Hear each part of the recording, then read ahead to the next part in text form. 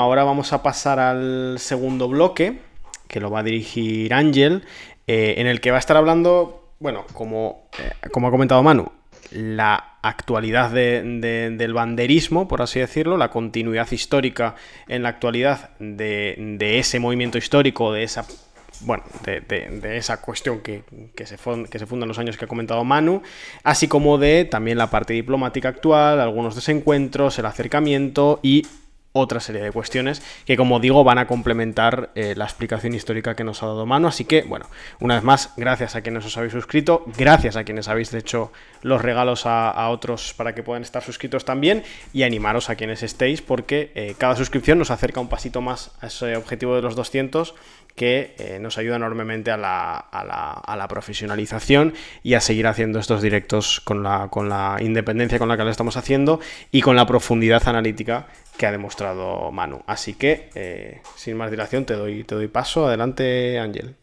Vale, bueno, pues cogiendo el hilo histórico que ha delineado Manu, en primer lugar, yo creo que es muy importante, ¿no?, entender la significación histórica de ese territorio, ¿no?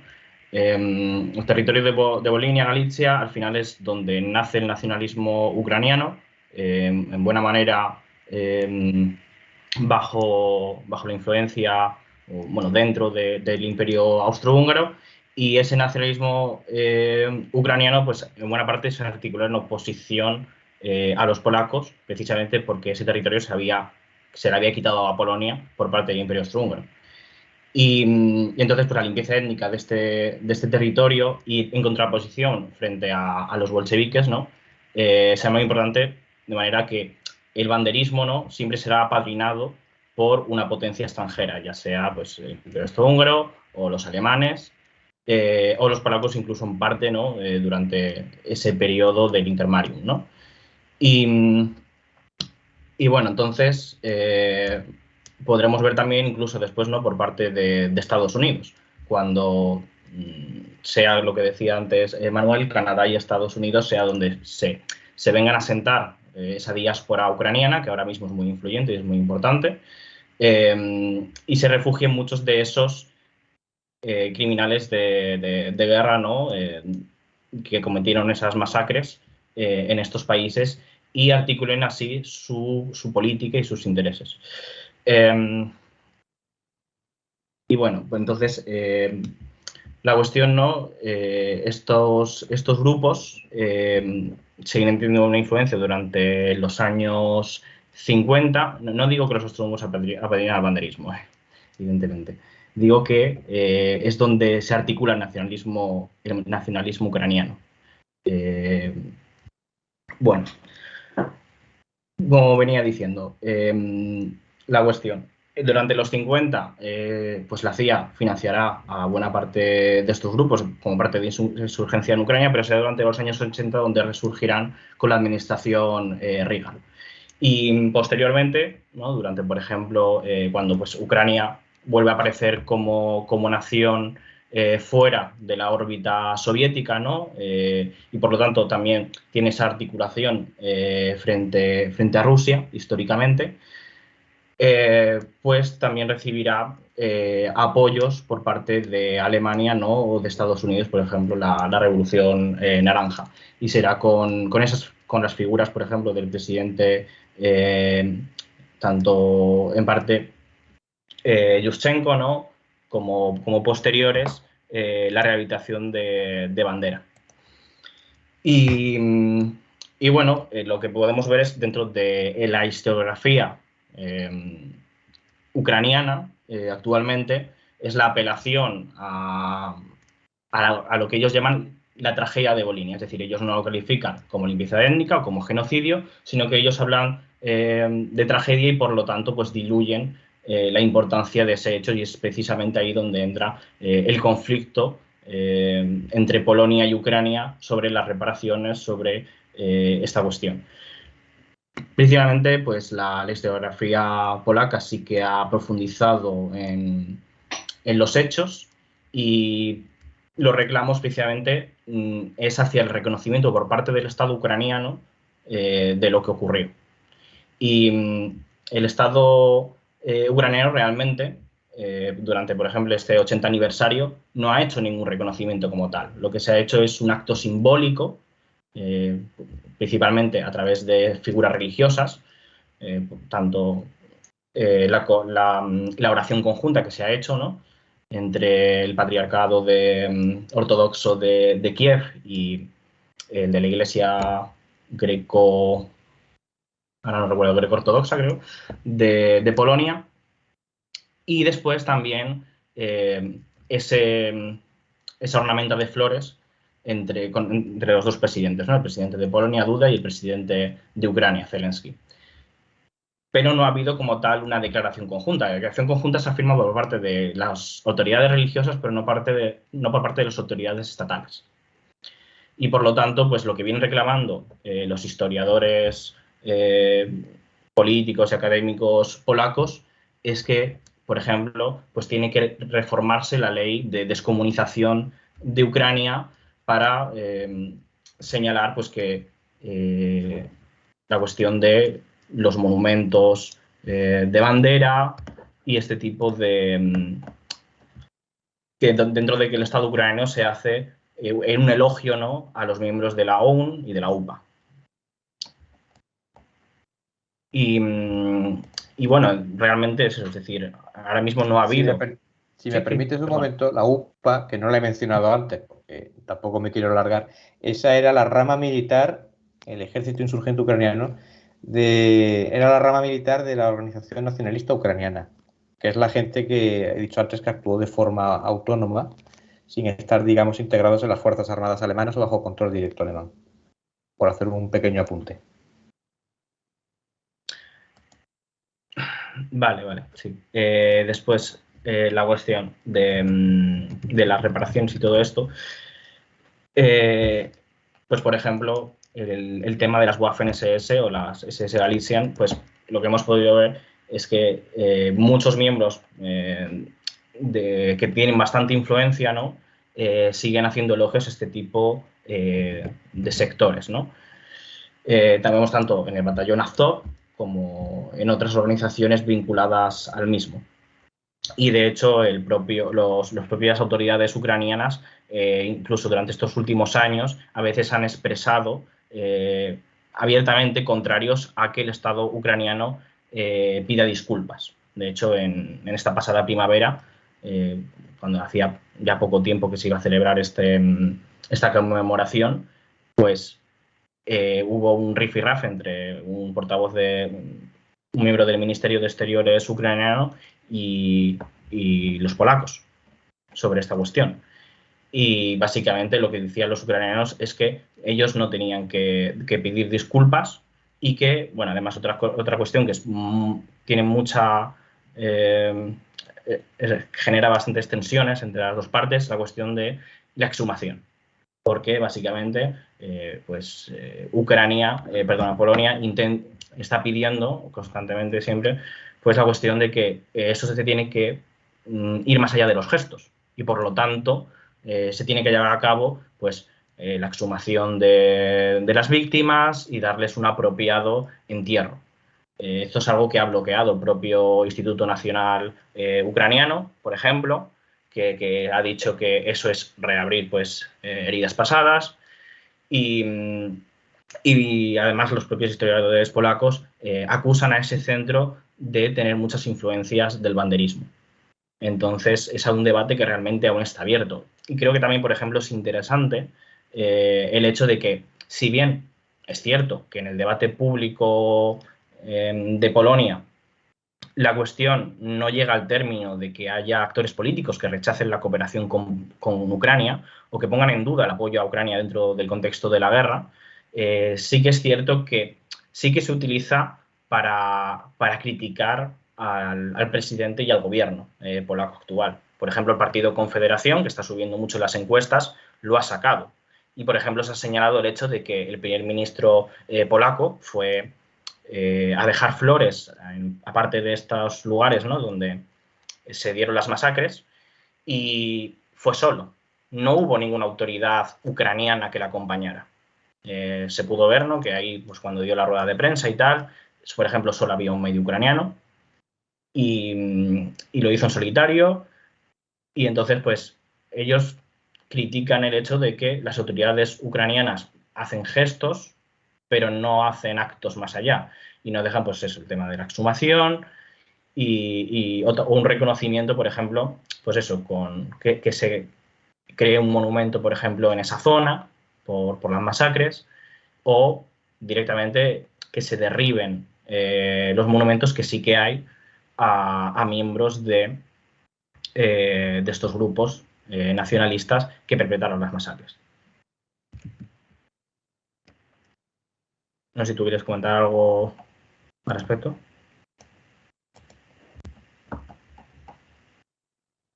Manuel. De parón para recordaros que podemos llegar a 190 con el movimiento que está viendo en el chat, bastante significativo. Ha sido muy interesante la actualización que nos ha hecho Ángel, porque bueno, ha traído a la actualidad, ha traído al momento contemporáneo lo que había comentado en un primer momento Manu, ¿no? Creo que este formato en el cual estamos explicando contexto histórico, fundación de movimientos políticos para después pasar a explicar la influencia vigente, es un formato bastante interesante. Ya nos diréis qué os parece. De momento parece, a la luz de la retaíla de suscripciones que está cayendo, que os está gustando, pero bueno, quedamos a la espera. Estoy mirando el chat, Ángel, para ver si ha habido alguna pregunta en particular. Sí que es cierto que ha habido algunos comentarios, pero bueno, están siendo fundamentalmente, bueno, un poco opinión al respecto de lo que has comentado. Ha habido un comentario que no sé si querrías hacer alguna apreciación, no sobre el comentario al respecto, sino sobre lo que deja caer implícitamente en el mensaje, ¿no? Que viene a plantear que los nacionalistas ucranianos, digamos, serían percibidos por algunos sectores como el polo opuesto a los nacionalistas polacos. No sé si tienes algún matiz que hacer al respecto, sobre todo desde algunos sectores, ¿no? Polo opuesto. A ver, yo diría que ahora mismo los nacionalistas polacos no ponen tanto énfasis en la cuestión de Volinia. Es decir, realmente la cuestión que sigue despertando más movilización por parte del nacionalismo polaco sigue siendo Rusia y sigue siendo la cuestión soviética. Y es alrededor de lo que se sigue articulando principalmente el nacionalismo polaco. La cuestión de Volinia es una cuestión histórica que supone oficialmente una piedra en el zapato en las relaciones y que se han intentado realizar avances, pero que realmente Ucrania, como sí que está aumentando su relación con ese pasado banderista y cada vez lo acentúa más porque básicamente el nacionalismo ucraniano es a lo único a lo que prácticamente puede agarrarse históricamente, pues ahí realmente sí que hay pues una cuestión que cada vez está siendo pues más complicada, pero yo no diría que por la parte polaca sea lo principal o sea lo más importante. Hay otra pregunta que quizás es un poco más polémica, yo te la tiro para ver si la quieres afrontar, que es si sabemos o si tenemos claro qué es exactamente lo que opina Zelensky de, bueno, pues eso, dirigentes como Bandera, dirigentes como Melnik o otros dirigentes en esta línea. Perdona, ¿cómo? Si sabemos, o sea, si tenemos en claro qué es lo que opina, qué es lo que piensa en términos de dirigencia histórica y también en términos, entiendo que ideológicos, como figuras históricas, qué es lo que opina Zelensky, pues eso, de dirigentes históricos como Bandera, como Melnik y como otros. A ver, Zelensky, la verdad, no suele hacer elogios a estas figuras de manera directa, por lo menos donde yo he visto no se suele relacionar directamente con estos grupos, por ejemplo, a nivel de batalla interna entre distintos sectores del nacionalismo ucraniano, creo que una buena muestra es la situación de los lobbies en Estados Unidos. En Estados Unidos, por así decir, hay dos lobbies muy importantes, uno que se llama, por así decir, lobby ucraniano y el lobby banderista. Y el lobby ucraniano realmente es como el oficial, el que está más promocionado por el gobierno y está relacionado, por ejemplo, con importantes figuras que han participado del Fondo Monetario Internacional o del Banco Mundial, y más con el mundo más económico. Y el grupo banderista, pues, tiene también influencia y su influencia ha crecido durante los últimos años, pero no está tan relacionado directamente con Zelensky. Todo, por ejemplo, el grupo de Azov. Y, de hecho, por ejemplo, estos grupos veían a Zelensky en 2019, y cuando él llegó a la presidencia, ¿no? Y esos años, y había esas tensiones sobre las propuestas políticas de Zelensky, que él llegó con esa plataforma de conseguir la paz, a ellos le veían a él como un traidor, realmente. Y ciertos grupos hablaban de que había que derribarle. Entonces, eso evidentemente ha cambiado con la guerra y ahora mismo para muchos es un héroe, Zelensky, pero por eso yo diría que no hay una relación tan directa y tan estrecha entre estos grupos y Zelensky, sino que, bueno, ha habido una complementación y debido a la guerra, pues muchos de estos han conseguido una mejor posición dentro del Estado ucraniano. Si hay una cuestión que, cuando me has planteado tú, Ángel, hay una cuestión que había dejado antes en el tintero. Decía que el 11 de julio hoy se conmemora esta fecha en Polonia porque se eligió así hace unos años. Es verdad que el 11 de julio de 1943 alcanzó el momento culminante de estas matanzas, que de hecho el Domingo Sangriento de Volinia se le conoce, porque hubo varias matanzas ese día en especial, ¿no? Y me parece que fueron 99 asentamientos polacos en Volinia y Ucrania Occidental que fueron atacados, bueno, exterminados más bien, ¿no? Entonces, hace ya algunos años, en 2009, el Parlamento de Polonia empezó a plantear ya esta cuestión, ¿no? De conmemorar ya de forma más o menos oficial esta fecha. Esto, pues hubo ahí varias resoluciones, varias propuestas, hasta el año 2016. En el año 2016 se aprueba una resolución, en el verano además de 2016, se aprueba una resolución donde se establece la fecha del 11 de julio como día memorial para conmemorar a las víctimas de la masacre de Volinia. Y desde ese día, hombre, no es una fiesta oficial, ¿eh? No es una fiesta de feriado ni nada parecido, pero evidentemente pues ese día tiene un significado especial, sobre todo porque, claro, aquí hay un debate, que no me voy a extender en la cuestión historiográfica, pero hay un debate de cuántos muertos, ¿no?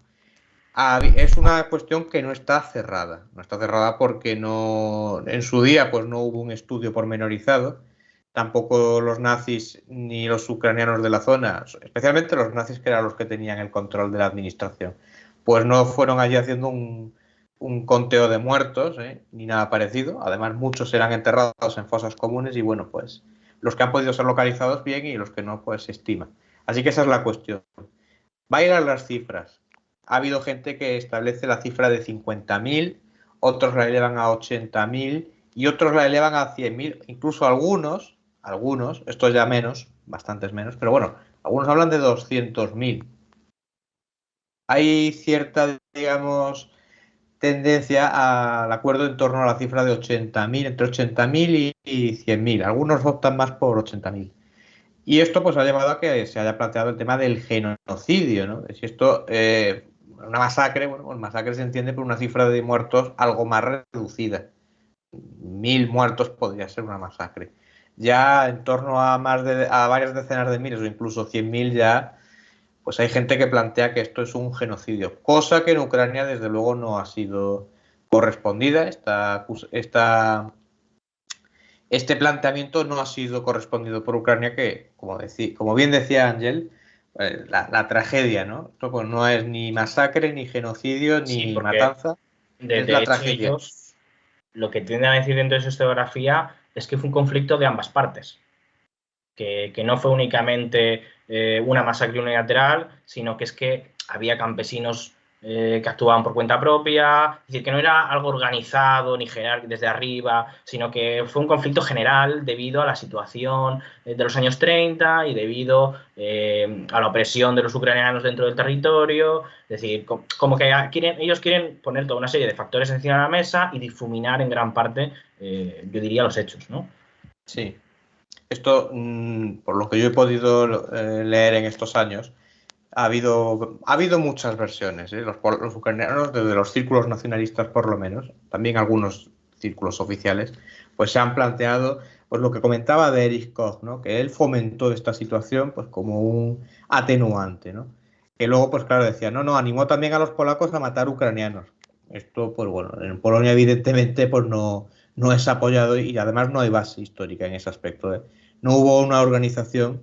Lo mencionaba antes y yo lo aclaro por si hay alguna duda. No se fomentó por parte de los nazis a los polacos a matar a ucranianos. La organización en todo caso estuvo desde el lado ucraniano. Claro está, los polacos, pues hubo casos en que se defendieron, hubo casos de autodefensa en aquellos sitios donde se pudo organizar, ¿eh? Que esta es la excusa que ha llevado, el argumento que ha sido empleado como excusa para decir que, bueno, pues que hubo entre medias, ¿no? Que fue un conflicto a partes iguales, 50-50, y que los muertos, pues que los pusieron también los ucranianos.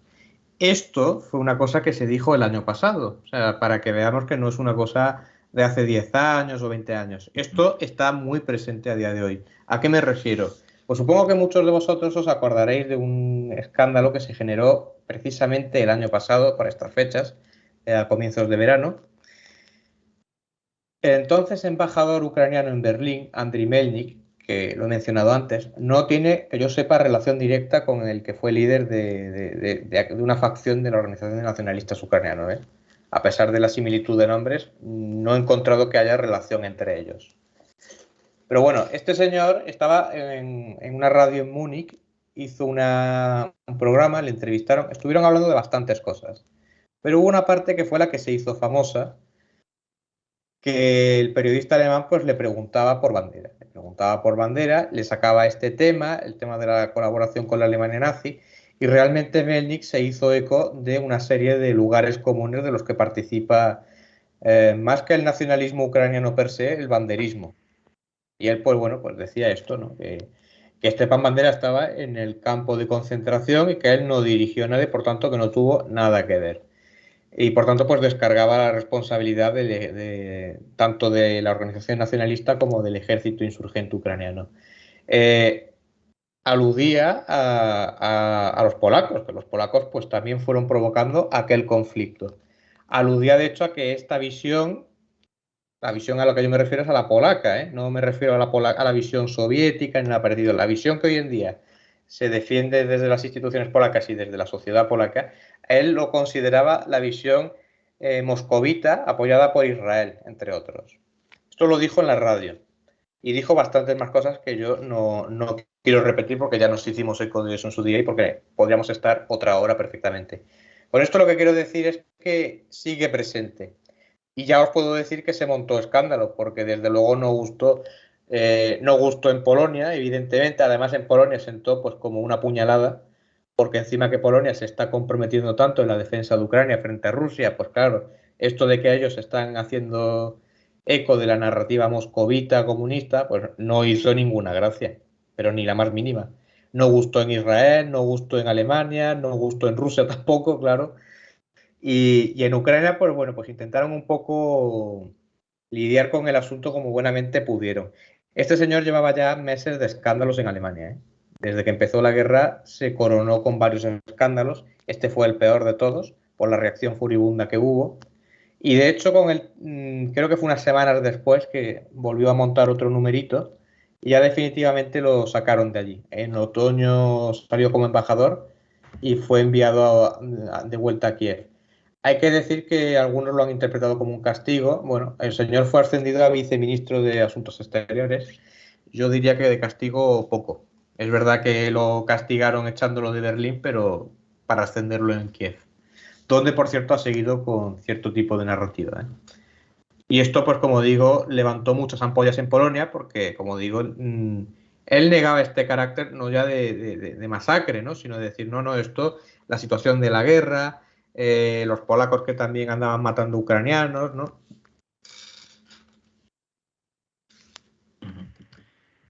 Sí, al final es eso, es decir, la historiografía ucraniana, mucha de ella, pues lo que viene a decir es que Polonia lo que promueve es una versión unilateral y que no ve el contexto histórico y no ve las víctimas ucranianas del conflicto, y que lo que dice que es que intentan imponer una interpretación polaca de los hechos, y especialmente acusan la cuestión de genocidio, ¿no? Que ellos no consideran que fuera un genocidio, sino que fue, pues, unos hechos trágicos. Y bueno, preguntaban que si estos grupos son antisemitas. Sí, es decir, muchos de estos grupos son antisemitas.